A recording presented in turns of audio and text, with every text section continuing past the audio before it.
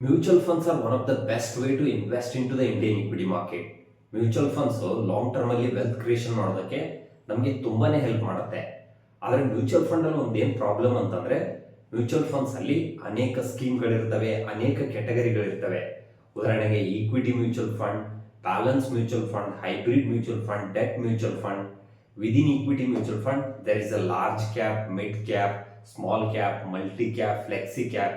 ಈ ರೀತಿ ಅನೇಕ ಸ್ಕೀಮ್ಗಳು, ಅನೇಕ ಕ್ಯಾಟಗರಿಗಳಿರ್ತವೆ. ಅದಕ್ಕೋಸ್ಕರ most of the retail investors confuse ಆಗ್ತಾರೆ. ಯಾವ ಸ್ಕೀಮ್ನಲ್ಲಿ, ಯಾವ ಕ್ಯಾಟಗರಿನಲ್ಲಿ ನಾವು ಸರಿಯಾಗಿ ಇನ್ವೆಸ್ಟ್ಮೆಂಟ್ ಮಾಡಬೇಕಂತ ಅವ್ರಿಗೆ ಗೊತ್ತಾಗೋದಿಲ್ಲ. ಅದಕ್ಕೋಸ್ಕರ most of the retail investors mutual fund ಅಲ್ಲಿ ವೆಲ್ತ್ ಕ್ರಿಯೇಷನ್ ಮಾಡೋಕ್ಕಾಗದೆ ಫೇಲ್ಯೂರ್ ಆಗ್ತಾರೆ. ಸ್ನೇಹಿತರೆ, ಈ ಒಂದು ವಿಡಿಯೋದಲ್ಲಿ ಈ ಅನೇಕ ಸ್ಕೀಮ್ಗಳು, ಅನೇಕ ಕ್ಯಾಟಗರಿಗಳಲ್ಲಿ ನಮ್ಮ ಗೋಲ್ಗನುಗುಣವಾಗಿ, ನಮ್ಮ ರಿಸ್ಕ್ ಅಪಟೈಟ್ ಅನುಗುಣವಾಗಿ ನಾವು ಯಾವ ಮ್ಯೂಚುವಲ್ ಫಂಡ್ ಅನ್ನು ಸರಿಯಾಗಿ ಸೆಲೆಕ್ಟ್ ಮಾಡಬೇಕು ಅನ್ನೋದನ್ನ ಒನ್ ಬೈ ಒನ್ ಎಕ್ಸ್ಪ್ಲೈನ್ ಮಾಡ್ತಾ ಹೋಗ್ತೀನಿ. ಸ್ನೇಹಿತರೆ, ನನ್ನ ಕೊನೆಯ ವಿಡಿಯೋದಲ್ಲಿ ನಾನು ಮ್ಯೂಚುವಲ್ ಫಂಡ್ ಅಂದ್ರೆ ಏನು, ಮ್ಯೂಚುವಲ್ ಫಂಡ್ ಯಾವ ರೀತಿ ವರ್ಕ್ ಆಗುತ್ತೆ ಅನ್ನೋದ್ರ ಬಗ್ಗೆ ಇನ್ ಡೆಪ್ತ್ ಆಗಿ ಎಕ್ಸ್ಪ್ಲೈನ್ ಮಾಡಿದೆ. ನೀವೇನಾದ್ರೂ ಆ ವಿಡಿಯೋನ ನೋಡಿಲ್ಲ ಅಂತಂದ್ರೆ ಆ ವಿಡಿಯೋನ ನೋಡಾದ್ಮೇಲೆ ಈ ವಿಡಿಯೋನ ನೋಡಿ. ಸ್ನೇಹಿತರೆ, ವಿಷಯವನ್ನ ಸ್ಟಾರ್ಟ್ ಮಾಡೋದಕ್ಕಿಂತ ಮುಂಚೆ ಸಣ್ಣದೊಂದು ರಿಕ್ವೆಸ್ಟ್. ಯಾರೆಲ್ಲ ಇನ್ನೂ ಕೂಡ ನನ್ನ ಯೂಟ್ಯೂಬ್ ಚಾನಲ್ ಸಬ್ಸ್ಕ್ರೈಬ್ ಮಾಡಿಲ್ಲ, ದಯವಿಟ್ಟು ನನ್ನ ಯೂಟ್ಯೂಬ್ ಚಾನಲ್ನ ಸಬ್ಸ್ಕ್ರೈಬ್ ಮಾಡಿ. ನೀವು ಮಾಡುವಂಥ ಒಂದು ಸಬ್ಸ್ಕ್ರೈಬ್, ನೀವು ಮಾಡುವಂಥ ಒಂದು ಲೈಕ್, ನೀವು ಮಾಡುವಂಥ ಒಂದು ಕಮೆಂಟ್ ನಮಗೆ ಹೆಚ್ಚು ವಿಡಿಯೋ ಮಾಡೋದಕ್ಕೆ, ನಿಮ್ಮನ್ನು ಹೆಚ್ಚು ಎಜುಕೇಟ್ ಮಾಡೋದಕ್ಕೆ ಎನ್ಕರೇಜ್ ಮಾಡ್ದಂಗೆ ಆಗುತ್ತೆ. ಅದಕ್ಕೋಸ್ಕರ ವಿತೌಟ್ ಮಿಸ್ ನನ್ನ ಯೂಟ್ಯೂಬ್ ಚಾನಲ್ನ ಸಬ್ಸ್ಕ್ರೈಬ್ ಮಾಡಿ, ಲೈಕ್ ಮಾಡಿ, ಫಾಲೋ ಮಾಡಿ ಮತ್ತು ಕಮೆಂಟ್ ಮಾಡಿ. ಅದರ ಜೊತೆಗೆ ನಾನೊಬ್ಬ ಸರ್ಟಿಫೈಡ್ ಮ್ಯೂಚುವಲ್ ಫಂಡ್ ಅಡ್ವೈಸರ್. ಕಳೆದ 8 ವರ್ಷಗಳಿಂದ 500ಕ್ಕೂ ಹೆಚ್ಚು ಜನಗಳಿಗೆ ಫಿನಾನ್ಷಿಯಲ್ ಪ್ಲಾನಿಂಗ್ ಮಾಡಿಕೊಟ್ಟಿದ್ದೀನಿ. ಅವರ ಗೋಲ್ಗಳನ್ನು ಅಚೀವ್ ಮಾಡೋದಕ್ಕೆ ಹೆಲ್ಪ್ ಮಾಡಿಕೊಟ್ಟಿದ್ದೀನಿ. ನಮ್ಮ ಅನೇಕ ಜನ ಇನ್ವೆಸ್ಟರ್ಸು ಲಾಸ್ಟ್ ಒಂದು 4-5 ವರ್ಷಗಳಲ್ಲಿಯೇ 30 ಲಕ್ಷ, 40 ಲಕ್ಷ, 50 ಲಕ್ಷ, 60 ಲಕ್ಷ ಪೋರ್ಟ್ಫೋಲಿಯೋನ 4-5 ವರ್ಷದಲ್ಲೇ ಬಿಲ್ಡ್ ಮಾಡಿದ್ದಾರೆ. ನೀವು ಸ್ಕ್ರೀನಲ್ಲಿ ನೋಡ್ಬೋದು. ಇದೇ ರೀತಿಯಾಗಿಯೇ ಇನ್ನೊಂದು 3-4 ವರ್ಷದಲ್ಲಿ ನಿಮಗೂ ಕೂಡ ಒಂದು ಪೋರ್ಟ್ಫೋಲಿಯೋನ ಬಿಲ್ಡ್ ಮಾಡಬೇಕಂತ ಆಸೆ ಇದ್ದರೆ ಕೆಳಗಡೆ ಕಾಣ್ತಿರುವಂಥ ವಾಟ್ಸಪ್ ನಂಬರ್ಲಿ ನನ್ನನ್ನು ಕಾಂಟ್ಯಾಕ್ಟ್ ಮಾಡಿ, ನಿಮಗೆ ಡೆಫಿನೆಟ್ ಆಗಿ ಹೆಲ್ಪ್ ಮಾಡಿಕೊಡ್ತೀನಿ. Thank you. ಸ್ನೇಹಿತರೆ, ಸುಮಾರು ಜನ ಮ್ಯೂಚುವಲ್ ಫಂಡ್ ಅಲ್ಲಿ ಇನ್ವೆಸ್ಟ್ಮೆಂಟ್ ಮಾಡುವಾಗ ಕೆಲವೊಂದು ತಪ್ಪುಗಳನ್ನು ಏನು ಮಾಡ್ತಾರೆ ಅಂತಂದ್ರೆ ಫ್ರೆಂಡ್ಸ್ ರೆಕಮೆಂಡೇಶನ್ಗೆ ಅನುಗುಣವಾಗಿ ತಮ್ಮ ಪೋರ್ಟ್ಫೋಲಿಯೋನ ಬಿಲ್ಡ್ ಮಾಡೋದಕ್ಕೆ ಟ್ರೈ ಮಾಡ್ತಾರೆ. ಸ್ನೇಹಿತರೆ, ನಿಮ್ಮ ಗೋಲ್ ಬೇರೆ, ನಿಮ್ಮ ರಿಸ್ಕ್ ಅಪಟೈಟ್ ಬೇರೆ, ನಿಮ್ಮ ಫ್ರೆಂಡ್ ರಿಸ್ಕ್ ಬೇರೆ, ಅವ್ರ ಗೋಲ್ ಬೇರೆ. ಅದಕ್ಕೋಸ್ಕರ ನಿಮ್ಮ ಫ್ರೆಂಡ್ ರೆಕಮೆಂಡೇಶನ್ಗೆ ಅನುಗುಣವಾಗಿ ನೀವು ನಿಮ್ಮ ಪೋರ್ಟ್ಫೋಲಿಯೋನ ಬಿಲ್ಡ್ ಮಾಡಬಾರ್ದು. ಇನ್ನೊಂದು ತಪ್ಪನ್ನು ಏನು ಮಾಡ್ತಾರೆ ಅಂತಂದ್ರೆ ಕೆಲವೊಬ್ಬರು ಇನ್ವೆಸ್ಟರ್ಸ್ ಗೂಗಲ್ ಅಲ್ಲಿ ಸರ್ಚ್ ಕೊಡ್ತಾರೆ ಟಾಪ್ ಪರ್ಫಾರ್ಮಿಂಗ್ ಫಂಡ್ಗಳು ಅಂತೇಳಿ. ಆ ಟಾಪ್ ಪರ್ಫಾರ್ಮಿಂಗ್ ಫಂಡ್ಗಳ ಮೇಲೆ ಇನ್ವೆಸ್ಟ್ಮೆಂಟ್ ಮಾಡ್ತಾರೆ. ಸ್ನೇಹಿತರೆ, ಇವತ್ತು ಟಾಪ್ ಪರ್ಫಾರ್ಮ್ ಮಾಡ್ತಿರುವಂತ ಫಂಡ್ ನೆಕ್ಸ್ಟ್ ಇಯರ್ ಅದು ಲಾಸ್ಟ್ ಅಲ್ಲಿ ಹೋಗಿರುತ್ತೆ. ಈ ವರ್ಷ ಲಾಸ್ಟ್ ಅಲ್ಲಿ ಇರೋದು ನೆಕ್ಸ್ಟ್ ವರ್ಷ ಫಸ್ಟ್ ಹೋಗಿರುತ್ತೆ. ಈ ರೀತಿ performer every year keep on change ಆಗ್ತಿರ್ತಾರೆ. ನೀವೇನಾದ್ರೂ based on the fast performance ಮೇಲೆ ಇನ್ವೆಸ್ಟ್ಮೆಂಟ್ ಮಾಡಿದೆ ಆದ್ರೆ ಡೆಫಿನೆಟ್ಲಿ ನೀವು ನಿಮ್ಮ ಪೋರ್ಟ್ಫೋಲಿಯೋದಲ್ಲಿ ಪ್ರಾಬ್ಲಮ್ ಅನ್ನ ಕ್ರಿಯೇಟ್ ಮಾಡ್ಕೋತೀರಾ. ಅದು ಕೂಡ ತಪ್ಪಾಗತ್ತೆ. ಈ ತಪ್ಪುಗಳನ್ನ ನೀವೇನಾದ್ರೂ ಮಾಡಿದ್ದೆ ಆದ್ರೆ ನೀವು ಮ್ಯೂಚುವಲ್ ಫಂಡ್ ಅಲ್ಲಿ ಯಾವುದೇ ಕಾರಣಕ್ಕೂ ನಿಮ್ಗೆ ವೆಲ್ತ್ ಕ್ರಿಯೇಷನ್ ಮಾಡಕ್ಕಾಗಲ್ಲ. ಸ್ನೇಹಿತರೆ, ನೀವು ಯಾವ್ದಾದ್ರು ಒಂದು ಮ್ಯೂಚುವಲ್ ಫಂಡ್ ಅಲ್ಲಿ ಇನ್ವೆಸ್ಟ್ಮೆಂಟ್ ಮಾಡೋದಕ್ಕಿಂತ ಮುಂಚೆ ನಿಮ್ಮ ರಿಸ್ಕ್ ಪ್ರೊಫೈಲಿಂಗ್ ಅನ್ನ ಮಾಡ್ಕೋಬೇಕಾಗುತ್ತೆ. ರಿಸ್ಕ್ ಪ್ರೊಫೈಲಿಂಗ್ ಅಂತಂದ್ರೆ how much you want to invest, how long you want to invest, what return you are expecting, how much risk you want to take. ಮೊದಲೇ point ಬಂದ್ಬಿಟ್ಟು how much you want to invest.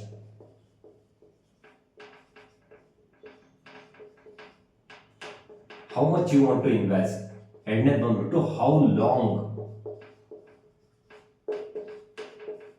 Next ಬಂದ್ಬಿಟ್ಟು return ಏನ್ expect ಮಾಡ್ತಾ ಇದ್ದೀರಾ. Next ಬಂದ್ಬಿಟ್ಟು risk ಏನನ್ನ ತಗೊಳ್ಳೋದಕ್ಕೆ ನೀವು ರೆಡಿ ಇದ್ದೀರಾ. ಒಂದ್ಸಲ ಇದು ನಿಮ್ಗೆ ಅರ್ಥ ಆಯ್ತು ಅಂತಂದ್ರೆ ನೆಕ್ಸ್ಟ್ ನಿಮ್ಮ ಫಿನಾನ್ಷಿಯಲ್ ಗೋಲ್ಗಳು ಏನಂತ ನೀವು ಐಡೆಂಟಿಫೈ ಮಾಡ್ಕೋಬೇಕಾಗತ್ತೆ. ಗೋಲ್ಗಳಲ್ಲಿ 3 ರೀತಿ ಗೋಲ್ ಬರುತ್ತೆ. ಒಂದೇ ಬಂದ್ಬಿಟ್ಟು ಲಾಂಗ್ ಟರ್ಮ್ ಗೋಲ್, ಎರಡನೇದು ಬಂದ್ಬಿಟ್ಟು ಮೀಡಿಯಂ ಟರ್ಮ್ ಗೋಲ್,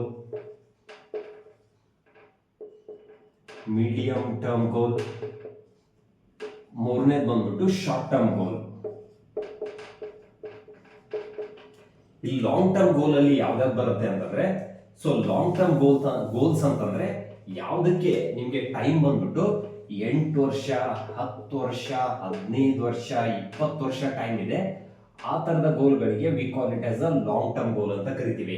ಉದಾಹರಣೆಗೆ ಚೈಲ್ಡ್ ಮ್ಯಾರೇಜ್ ಇರ್ಬೋದು, ಎಜುಕೇಶನ್ ಇರ್ಬೋದು, ರಿಟೈರ್ಮೆಂಟ್ ಇರ್ಬೋದು, ಇವೆಲ್ಲಕ್ಕೂ ಆಲ್ಮೋಸ್ಟ್ ಆಲ್ 8 ವರ್ಷ 10 ವರ್ಷ ಟೈಮ್ ಇರುತ್ತೆ. ಸೊ ಈ ತರದ ಗೋಲ್ಗಳನ್ನ we call it as a long term goal ಅಂತ ಕರಿತೀವಿ. ಈ ಲಾಂಗ್ ಟರ್ಮ್ ಗೋಲ್ಗೆ ನೀವು ಎಲ್ಲಿ ಇನ್ವೆಸ್ಟ್ಮೆಂಟ್ ಮಾಡಬೇಕು ಅಂತಂದ್ರೆ, ಸಿನ್ಸ್ ಈ ಎಲ್ಲಾ ಗೋಲ್ಗಳಿಗೆ ಟೈಮ್ ಜಾಸ್ತಿ ಇರುತ್ತೆ. ಸೊ ಟೈಮ್ ಜಾಸ್ತಿ ಇದ್ದಾಗ ಯಾವ್ದ್ರಲ್ಲಿ ನಿಮ್ಗೆ ಜಾಸ್ತಿ ಗ್ರೋತ್ ಬರುತ್ತೆ ಅಂತಂದ್ರೆ, ಇದರ್ you can invest into mid and small cap ಕ್ಯಾಟಗರಿನಲ್ಲಿ ಮ್ಯೂಚುವಲ್ ಫಂಡ್ ಅಲ್ಲಿ ನೀವು ಇನ್ವೆಸ್ಟ್ಮೆಂಟ್ ಮಾಡಬಹುದು. ಸೊ ಹೆಂಗಿದ್ರು ಟೈಮ್ ಜಾಸ್ತಿ ಇರುತ್ತೆ. ಈ ಮಿಡ್ ಅಂಡ್ ಸ್ಮಾಲ್ ಕ್ಯಾಪ್ ಕಂಪನಿಗಳು ಲಾಂಗ್ ಟರ್ಮ್ ಅಲ್ಲಿ ನಿಮ್ಗೆ ಹೆಚ್ಚು ಗ್ರೋತ್ ಆಗುತ್ತೆ, ಹೆಚ್ಚು ವೆಲ್ತ್ ಕ್ರಿಯೇಟ್ ಮಾಡುತ್ತೆ. ಇಂಡೆಕ್ಸ್ ಅನ್ನ ಔಟ್ ಪರ್ಫಾರ್ಮ್ ಮಾಡಿ ರಿಟರ್ನ್ ಅನ್ನ ಜನರೇಟ್ ಮಾಡುವಂತ ಪ್ರೊಬಾಬಿಲಿಟಿ ಜಾಸ್ತಿ ಇರುತ್ತೆ. ನೀವು ಹಿಸ್ಟ್ರಿಯನ್ನ ನೋಡಿದಾಗ ಹೆಚ್ಚು ವೆಲ್ತ್ ಕ್ರಿಯೇಷನ್ ಆಗಿರೋದು mid and small cap category mutual fund ಅಲ್ಲೇ.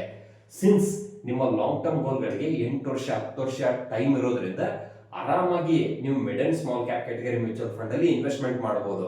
ನೀವು ರಿಸ್ಕ್ ತಗೊಳ್ಳೋದಕ್ಕೆ ರೆಡಿ ಇದ್ದೀರಾ, ಪ್ಲಸ್ ನಿಮ್ಮ ಪೋರ್ಟ್ಫೋಲಿಯೋದಲ್ಲಿ ಅರ್ಲಿ ಸ್ಟೇಜ್ ಅಲ್ಲಿ ಒಂದು 3 to 5% ನೆಗೆಟಿವ್ ಹೋದ್ರೂ ನಾನೇನ್ ತಲೆ ಕೆಡಿಸ್ಕೊಳ್ಳೋ ಅಂತಂದ್ರೆ, definitely you can invest into mid and small cap category mutual fund from any reputed AMC. ಎರಡನೇ ಗೋಲ್ ಬಂದ್ಬಿಟ್ಟು medium term goal. Medium term goal ಅಂತಂದ್ರೆ ಯಾವ ಗೋಲ್ಗೆ ಒಂದು 3 ವರ್ಷದಿಂದ 5 ವರ್ಷ ಟೈಮ್ ಇದೆ ಅಂತ ಗೋಲ್ಗಳಿಗೆ we call it as a medium term goal ಅಂತ ಕರಿತೀವಿ. ಉದಾಹರಣೆಗೆ ಇನ್ನೊಂದು 5 ವರ್ಷ ಆದ್ಮೇಲೆ ನೀವು ಫಾರಿನ್ ಟ್ರಿಪ್ ಹೋಗ್ಬೇಕು ಅನ್ಕೊಂಡಿದ್ದೀರಾ, ಅಬ್ರಾಡ್ ಹೋಗ್ಬೇಕು ಅನ್ಕೊಂಡಿದ್ದೀರಾ, ಅಥವಾ ಯುರೋಪ್ ಹೋಗ್ಬೇಕು ಅನ್ಕೊಂಡಿದ್ದೀರಾ, ಅಂತ ಗೋಲ್ಗಳಿಗೆ ನೀವು ಇವತ್ತಿಂದನೇ ದುಡ್ಡನ್ನ ಕೂಡಿಸಿಡೋದು. ಅಥವಾ ಇನ್ನೊಂದು 5 ವರ್ಷ ಆದ್ಮೇಲೆ ನಿಮ್ಮ ಮಗುನ ಯಾವುದೋ ಒಂದು ಹೈಯರ್ ಟ್ಯೂಷನ್ಗೆ ಅಥವಾ ಹೈಯರ್ ಎಜುಕೇಶನ್ಗೆ ಹಾಕ್ಬೇಕು ಅನ್ಕೊಂಡಿದ್ದೀರಾ.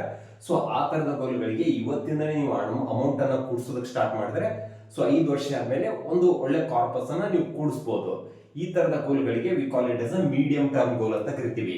ಇಲ್ಲಿ ನೀವು ಯಾವ್ದ್ರಲ್ಲಿ ಇನ್ವೆಸ್ಟ್ಮೆಂಟ್ ಮಾಡಬೇಕು ಅಂತಂದ್ರೆ, ಸಿನ್ಸ್ ನಿಮ್ಗೆ ಇರೋದು ಜಸ್ಟ್ ಒಂದು 3 ರಿಂದ 5 ವರ್ಷ ಅಷ್ಟೇ ಇರೋದ್ರಿಂದ ನೀವು ತುಂಬಾ ರಿಸ್ಕ್ ಅನ್ನ ತಗೊಳಕ್ಕಾಗಲ್ಲ. ಅದಕ್ಕೋಸ್ಕರ ನೀವು ಏನ್ ಮಾಡ್ಬೋದು ಅಂತಂದ್ರೆ, ಇದರ್ large cap category mutual fund ಅಲ್ಲಾದ್ರೂ ಇನ್ವೆಸ್ಟ್ಮೆಂಟ್ ಮಾಡ್ಬೋದು, ಅವ್ರ ಬ್ಯಾಲೆನ್ಸ್ ಮ್ಯೂಚುವಲ್ ಫಂಡ್ ಅಲ್ಲಾದ್ರೂ ಇನ್ವೆಸ್ಟ್ಮೆಂಟ್ ಮಾಡ್ಬೋದು.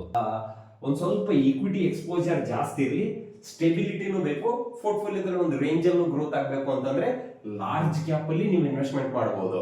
ಇಲ್ಲ ಈಕ್ವಿಟಿನೂ ಬೇಕು, ಡೆಟ್ ಎಕ್ಸ್ಪೋಜರ್ ಬೇಕು, ವಾಲಟಿಲಿಟಿ ಕಮ್ಮಿ ಬೇಕು ಅಂತಂದ್ರೆ ಬ್ಯಾಲೆನ್ಸ್ ಮ್ಯೂಚುವಲ್ ಫಂಡ್ ಅಲ್ಲಿ ನೀವು ಇನ್ವೆಸ್ಟ್ಮೆಂಟ್ ಮಾಡಬಹುದು.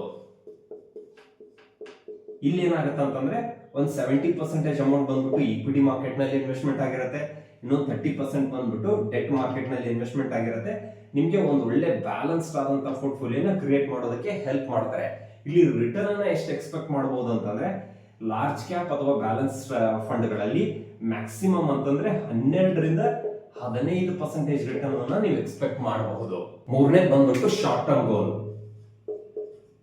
ಶಾರ್ಟ್ ಟರ್ಮ್ ಗೋಲ್ಸ್ ಅಂತಂದ್ರೆ ಯಾವ ಗೋಲ್ಗೆ ಜಸ್ಟ್ ಒಂದು 6 ಮಂತ್ಸ್ ಇಂದ 1 ವರ್ಷದ ಒಳಗಡೆ ಅಷ್ಟೇ ಟೈಮ್ ಇದೆ ಅಂತ ಒಂದು ಕ್ಯಾಟಗರಿಗೆ we call it as short term goal ಅಂತ ಕರಿತೀವಿ. ಉದಾಹರಣೆಗೆ ನಿಮ್ಮ ಹತ್ರ 1 ಲಕ್ಷ ರೂಪಾಯಿ ದುಡ್ಡು ಇರುತ್ತೆ, ಇನ್ನೊಂದು 3 ತಿಂಗಳಾದ್ಮೇಲೆ ಯಾವುದೋ ಒಂದು ನಿಮ್ಮ ಮನೆಯಲ್ಲಿ ಏನೋ ರಿನೋವೇಷನ್ ಮಾಡ್ತಾ ಇದ್ರ, ಅಥವಾ ನಿಮ್ಮ ಮಗುದ್ ಏನೋ ಒಂದು ಸ್ಕೂಲ್ ಫೀಸ್ಗೋ ಅಥವಾ ಒಂದು ಟ್ಯೂಷನ್ ಫೀಸ್ಗೋ ಅಥವಾ ನೀವೇನಾದ್ರೂ ಹಾಸ್ಪಿಟಲೈಸ್ ಆಗ್ತಿದ್ರೆ ಯಾವುದೋ ಒಂದು ಫೀಸ್ಗೆ, ಆ ಖರ್ಚಿಗೆ ಆ ದುಡ್ಡನ್ನ 3 ತಿಂಗಳು ಅಥವಾ 4 ತಿಂಗಳಷ್ಟೇ ನೀವು ಬ್ಯಾಂಕ್ ಅಲ್ಲಿ ಇಟ್ಕೊಂಡ್ರೆ ಏನಾಗುತ್ತೆ, ಅಲ್ಲಿ ಏನು ನಿಮ್ಗೆ ಅಂತ ಗ್ರೋತ್ ಸಿಗೋದಿಲ್ಲ, FD ನಲ್ಲಿ ಇಟ್ರು ವರ್ಕೌಟ್ ಆಗಲ್ಲ. ಅದ್ರ ಬದಲಿ ಸೊ ಲಿಕ್ವಿಡ್ ಫಂಡ್ ಅಂತ ಬರುತ್ತೆ, ಲಿಕ್ವಿಡ್ ಮ್ಯೂಚುವಲ್ ಫಂಡ್ ಅಂತ ಬರುತ್ತೆ. ಇಲ್ಲಿ ನೀವು ಇನ್ವೆಸ್ಟ್ಮೆಂಟ್ ಮಾಡಿದ್ರೆ ಏನಾಗುತ್ತೆ ಅಂತಂದ್ರೆ, ಆನ್ಯುವಲಿ ನಿಮ್ಗೆ 6 to 7% ರಿಟರ್ನ್ ಅನ್ನ ಜನರೇಟ್ ಮಾಡ್ಕೊಡ್ತಾರೆ. ಸೊ 6 to 7% ರಿಟರ್ನ್ ಅನ್ನ ಜನರೇಟ್ ಮಾಡ್ಕೊಡ್ತಾರೆ. ಇಲ್ಲಿ ಮಾರ್ಕೆಟ್ ರಿಸ್ಕ್ ಇರಲ್ಲ. ಈ ದುಡ್ಡು ಬಂದ್ಬಿಟ್ಟು ಯಾವ್ದು ಶೇರ್ ಮಾರ್ಕೆಟ್ ನಲ್ಲಿ ಇನ್ವೆಸ್ಟ್ಮೆಂಟ್ ಆಗಲ್ಲ. ಸೊ ನಿಮ್ಗೆ ವಾಲಟಿಲಿಟಿಯ ಸಮಸ್ಯೆನೇ ಇರಲ್ಲ. ನೀವೇನಾದ್ರೂ 3 ಮಂತ್ಸ್ ಇನ್ವೆಸ್ಟ್ಮೆಂಟ್ ಮಾಡಿದ್ರು ಕೂಡ ಈ 7% ಅಲ್ಲಿ ಪ್ರೋ ರೇಟಾ ಬೇಸಿಸ್ ಮೇಲೆ ನಿಮ್ಗೆ 3 ತಿಂಗಳಿಗೆ ಎಷ್ಟು ರಿಟರ್ನ್ ಬರಬೇಕು ಅಷ್ಟು ರಿಟರ್ನ್ ಅನ್ನ ನಿಮ್ಗೆ ಪೇ ಔಟ್ ಕೊಡ್ತಾರೆ ವಿಡ್ರಾ ಮಾಡೋ ಸಂದರ್ಭದಲ್ಲಿ. ಅದಕ್ಕೋಸ್ಕರ ನೀವು short term goal, so 6 months ಇಂದ 1 ವರ್ಷದ ರೇಂಜ್ ಅಲ್ಲಿ ಯಾವ್ದಾದ್ರು ನಿಮ್ದು ಗೋಲ್ಸ್ ಇದ್ರೆ you can invest into liquid category mutual fund ಅಲ್ಲಿ ನೀವು ಇನ್ವೆಸ್ಟ್ಮೆಂಟ್ ಮಾಡಬಹುದು. ಸ್ನೇಹಿತರೆ, ಈ ರೀತಿಯಾಗಿ ನಿಮ್ಮ ಗೋಲ್ಗಳನ್ನ you need to classify into 3 category: long term goal, medium term goal and short term goal. Long term ಗೋಲ್ಗಳಿಗೆ ನೀವು ಇಕ್ವಿಟಿ ಮ್ಯೂಚುವಲ್ ಫಂಡ್ ಅಲ್ಲಿ ಇನ್ವೆಸ್ಟ್ಮೆಂಟ್ ಮಾಡಬೇಕು. ಸೊ ಈ ಇಕ್ವಿಟಿ ಮ್ಯೂಚುವಲ್ ಫಂಡ್ ಅಲ್ಲಿ ನೀವು ಹೈಯರ್ ರಿಸ್ಕ್ ಅನ್ನ ತಗೊಳ್ಳೋದಕ್ಕೆ ರೆಡಿ ಇದ್ದೀರಾ, ಪ್ಲಸ್ ಬೆಟರ್ ರಿಟರ್ನ್ ಅನ್ನ ಎಕ್ಸ್ಪೆಕ್ಟ್ ಮಾಡ್ತಾ ಇದ್ದೀರಾ ಅಂತಂದ್ರೆ you can invest into mid and small cap category mutual fund. ಇಲ್ಲ ನನಗೆ ಇಕ್ವಿಟಿ ಎಕ್ಸ್ಪೋಜರ್ ಬೇಕು, ಪ್ಲಸ್ ನಾನು ರಿಸ್ಕ್ ತಗೊಳ್ಳೋದಕ್ಕೆ ರೆಡಿ ಇರಲಿಲ್ಲ, ವಾಲಟಿಲಿಟಿನ ತಡ್ಕೊಳಕ್ ಆಗಲ್ಲ ಅಂತಂದ್ರೆ you can invest into large cap category mutual fund. ಇಲ್ಲಿ ಏನಾಗುತ್ತೆ ಅಂತಂದ್ರೆ, large cap category mutual fund they are going to invest into large cap category stocks. ಈ ಲಾರ್ಜ್ ಕ್ಯಾಪ್ ಕ್ಯಾಟಗರಿ ಸ್ಟಾಕ್ಸ್ ಬಂದ್ಬಿಟ್ಟು ಇವುಗಳ ಬಿಸ್ನೆಸ್ ಬಂದ್ಬಿಟ್ಟು well establish ಆಗಿರುತ್ತೆ, market leaders ಆಗಿರ್ತವೆ, ಇವುಗಳು ಕನ್ಸಿಸ್ಟೆಂಟ್ ಆಗಿ ಗ್ರೋತ್ ಆಗ್ತಿರ್ತವೆ, ನಿಮ್ಮ ಪೋರ್ಟ್ಫೋಲಿಯೋಗೆ ಸ್ಟೆಬಿಲಿಟಿ ಕೊಡುತ್ತೆ. ಒಂದು ರೇಂಜ್ ಅಲ್ಲಿ ಒಂದು 13 ರಿಂದ 15% ರೇಂಜ್ ಅಲ್ಲಿ ಆನ್ಯುವಲಿ ಗ್ರೋತ್ ಆಗ್ತಿರುತ್ತೆ. ನೀವು ಲಾರ್ಜ್ ಕ್ಯಾಪ್ ಅಲ್ಲಿ ಇನ್ವೆಸ್ಟ್ಮೆಂಟ್ ಮಾಡಬಹುದು. ಇನ್ನ ಶಾರ್ಟ್ ಮೀಡಿಯಂ ಟರ್ಮ್ ಗೋಲ್ಗೆ ಇದರ್ ಲಾರ್ಜ್ ಕ್ಯಾಪ್ ಅಥವಾ ಬ್ಯಾಲೆನ್ಸ್ ಫಂಡ್ ಗಳಲ್ಲಿ ನೀವು ಇನ್ವೆಸ್ಟ್ಮೆಂಟ್ ಮಾಡಬಹುದು. ಶಾರ್ಟ್ ಟರ್ಮ್ ಗೋಲ್ಗೆ ಲಿಕ್ವಿಡ್ ಫಂಡ್ ಅಲ್ಲಿ ನೀವು ಇನ್ವೆಸ್ಟ್ಮೆಂಟ್ ಮಾಡಬಹುದು. ಸ್ನೇಹಿತರೆ, ಈ ರೀತಿಯಾಗಿ ನಿಮ್ಮ ಗೋಲ್ಸ್ ಅನುಗುಣವಾಗಿ, ನಿಮ್ಮ ರಿಸ್ಕ್ ಅಪಿಟೈಟ್ ಅನುಗುಣವಾಗಿ ನೀವು ಮ್ಯೂಚುವಲ್ ಫಂಡ್ ಅನ್ನ ಸೆಲೆಕ್ಟ್ ಮಾಡಿ ಇನ್ವೆಸ್ಟ್ಮೆಂಟ್ ಮಾಡಿದೆ ಆದ್ರೆ ಲಾಂಗ್ ಟರ್ಮ್ ಅಲ್ಲಿ ನೀವು ಡೆಫಿನೆಟ್ ಆಗಿ ಹೆಚ್ಚು ವೆಲ್ತ್ ಅನ್ನ ಕ್ರಿಯೇಟ್ ಮಾಡ್ತೀರಾ. ಸ್ನೇಹಿತರೆ, ಈ ವಿಡಿಯೋ ನಿಮ್ಗೆ ಇಷ್ಟ ಆದ್ರೆ ತಪ್ಪದೆ ಸಬ್ಸ್ಕ್ರೈಬ್ ಮಾಡಿ, ಲೈಕ್ ಮಾಡಿ, ಫಾಲೋ ಮಾಡಿ, ನಿಮ್ಮ ಸ್ನೇಹಿತರಿಗೆ ವಿಡಿಯೋನ ಶೇರ್ ಮಾಡಿ. ಮತ್ತೆ ಮುಂದಿನ ವಿಡಿಯೋದಲ್ಲಿ ಹೊಸ ಟಾಪಿಕ್ ನೊಂದಿಗೆ ನಿಮ್ಮೆಲ್ಲರನ್ನ ಭೇಟಿ ಆಗ್ತೀನಿ. Till then take care, see you, love you all.